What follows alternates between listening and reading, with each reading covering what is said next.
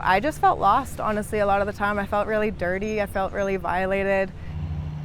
Jennifer Beaudry will never forget her first kiss, but it's burned in her memory for all the wrong reasons. She was 14 at the time, attending Christian Center Academy, or what's known today as Legacy Christian Academy in Saskatoon. Beaudry claims Aaron Benowise, a popular coach at the private school who was about 20 years older, initiated the kiss.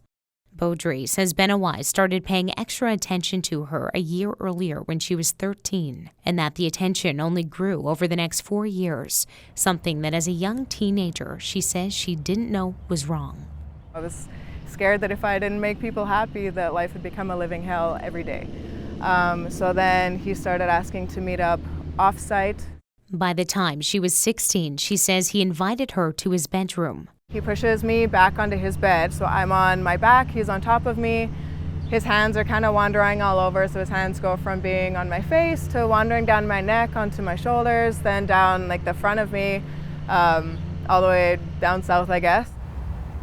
Beaudry says they did not have sexual intercourse and that Benowise had told her to keep it all a secret for the sake of his career and family. A few months later, she says she decided to confide in a friend.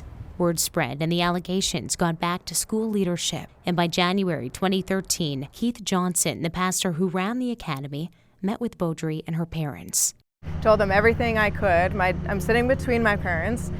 My mom is sitting beside me, bawling her eyes out, asking if I'm still a virgin. My dad is sitting on the other side, just silently in shock, had no idea.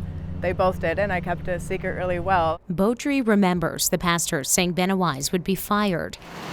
And her mother says Johnson told them to contact police, but says he advised them to say the reported interactions started when Beaudry was 16 years old, not 13. I do definitely remember that Keith said, if you could report that this all happened in the last year, then that would be easier on Aaron. Beaudry says she followed the pastor's advice and told police she was 16 at the time. She and her family also did not push for charges, and they never saw Benowise at the school or church again. Through his lawyer, Benowise has declined to respond to the allegations, and neither CBC News nor others have been able to reach the former pastor since a proposed class action lawsuit against the school, church, and other players was launched last fall. But his son and the current pastor of the church has also declined to comment. Beaudry filed a new police report in the fall, and earlier this week, Benowise was charged with sexual assault and sexual exploitation of a minor in connection. It is something that needs to be dealt with and something that needs to be dealt with right away.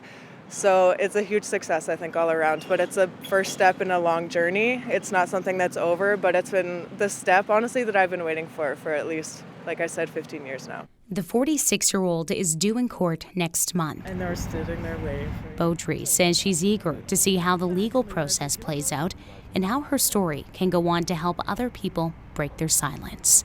Jesse Anton, CBC News, Regina.